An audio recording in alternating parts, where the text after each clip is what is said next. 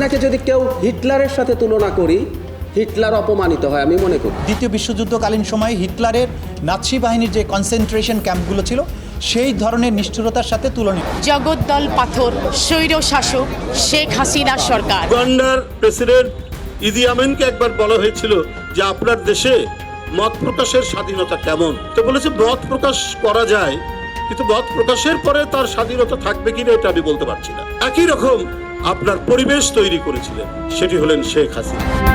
গুম, খুন, নির্যাতন, নিপীড়ন এমনকি গণহত্যার অভিযোগ ঝুলছে শেখ হাসিনার বিরুদ্ধে। তার দীর্ঘ শাসন আমলকে হিটলার সহ ইতিহাসের বিভিন্ন অত্যাচারী ব্যক্তিদের সঙ্গে তুলনা করছেন অনেকে। অবশ্য কেউ কেউ তাকে হিটলারের সঙ্গে তুলনা করতে চান না, কারণ হিসেবে তাকে নাৎসি বাহিনীর চেয়েও ভয়ানক শাসক হিসেবে উল্লেখ করেন। তবে এবার হাসিনাকে ইদি আমিনের সঙ্গে তুলনা করলেন বিএনপির জ্যেষ্ঠ যুগ্ম মহাসচিব রুহুল কবির রিজভী। উগান্ডার প্রেসিডেন্ট ইদি আমিনকে একবার বলা হয়েছিল যে আপনার দেশে মত প্রকাশের স্বাধীনতা কেমন, তো বলেছে মত প্রকাশ করা যায়, কিন্তু মত প্রকাশের পরে তার স্বাধীনতা থাকবে কিনা এটা আমি বলতে পারছি না।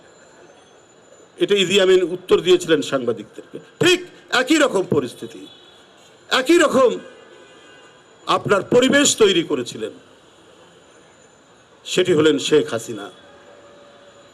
তিনি অনেক টেলিভিশন ছিল, সবকিছুই ছিল, কিন্তু বাকশালের এমন একটি নতুন রূপ দিয়েছিলেন, সেটা হচ্ছে থাকবে সবকিছু, কিন্তু কথা বলবে একজন এবং একজনের কথাই প্রচার করা হবে। এইটাই ছিল তার মূল লক্ষ্য এবং সেইভাবেই তিনি কাজ করেছেন।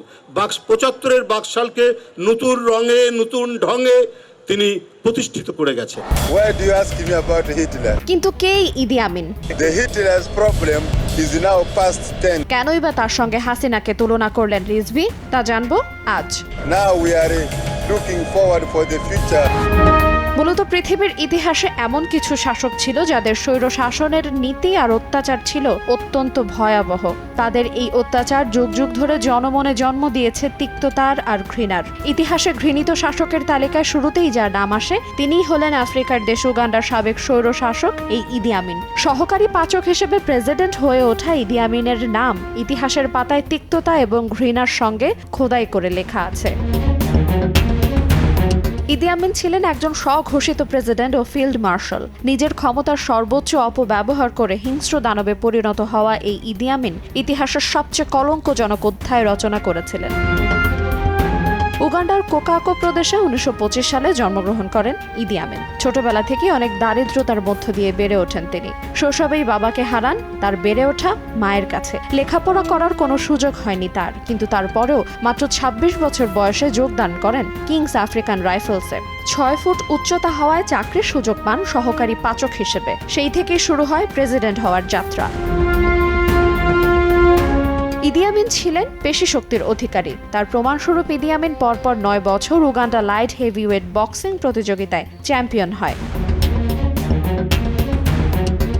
বর্বর ইদি আমিন সেনাবাহিনীতে তার ভূমিকার স্বীকৃতি হিসেবে ধীরে ধীরে পদোন্নতি লাভ করতে থাকে, আর সেই সঙ্গে ক্ষমতার লোভও বাড়তে থাকে তার মনে। পাশাপাশি আমিন সেনাবাহিনীতে তার ক্ষমতা বৃদ্ধি করতে থাকেন। নিজের সমর্থনে একটি বিশেষ গোষ্ঠী গড়তে থাকেন নীরবে। একই সময়ে ইসরায়েলি গুপ্তচরদের সাথেও তার সখ্যতা বৃদ্ধি পেতে থাকে। সময়ের সঙ্গে সঙ্গে আমিন তার ক্ষমতা ও প্রভাব সেনাবাহিনীতে প্রতিষ্ঠিত করতেও সমর্থ হয়েছিল। তার গোপন অভিলাষের খবর পৌঁছে যায় তার বন্ধু তৎকালীন প্রধানমন্ত্রী ওবাতের কাছে। সার্বিক বিবেচনায় তিনি তাকে গৃহবন্দী করার নির্দেশ দেন, কিন্তু ইদির প্রভাবের কারণে তাকে গৃহবন্দী করে রাখতে ব্যর্থ হয় ওবাতও। পরবর্তীতে আমিনকে বেসামরিক পদে স্থানান্তরিত করা হয়, কিন্তু আমিনের প্রচেষ্টা বাড়তেই থাকে। অবশেষে আসে সেই সুযোগ ২৫শে জানুয়ারি ১৯৭১। প্রধানমন্ত্রী তখন সিঙ্গাপুর রাষ্ট্রীয় সফরে ব্যস্ত। ইদি আমিন ঘটালেন সামরিক অভ্যুত্থান, ক্ষমতার সর্বোচ্চ পদে অধিষ্ঠিত হন এবং শুরু হয় উগান্ডার ইতিহাসের অন্ধকারময় এক অধ্যায়ের। ইদি আমিন ক্ষমতায় বসে এবং প্রাথমিকভাবে উগান্ডার জনগণ তাকে সমর্থন করে। আন্তর্জাতিক অঙ্গন থেকেও আসে সহযোগিতার আশা। সাধারণ নির্বাচনের প্রতিশ্রুতি দিয়ে জনগণের সহমর্মিতা আদায় করার চেষ্টা করেন। তবে আস্তে আস্তে যেন খোলস থেকে বের হয়ে আসে আমিনের আসল রূপ। দেশের পুলিশ বাহিনীকে অপসারণ করে সৃষ্টি করেন নিজস্ব এক প্রহসনের বাহিনী। শুরু করেন হত্যাকাণ্ড, বিরোধী নেতাদের গ্রেফতার পরবর্তীতে নির্মমভাবে হত্যাকাণ্ড চালানো হয়। তারপর লাশগুলো খোলা জায়গায় ঝুলিয়ে রেখে জনমনে ভয়ের সঞ্চার সৃষ্টি করার চেষ্টা করত। ক্ষমতা গ্রহণের পর বক্তব্যে নিজেকে ডক্টরেট উপাধিতে ভূষিত করে ইদি আমিন। যদিও তার কোনো প্রাতিষ্ঠানিক শিক্ষা ছিল না, এমনকি নিজের নামের শুরুতে জুড়ে দেন ইংরেজি পদবি his Excellency president for life.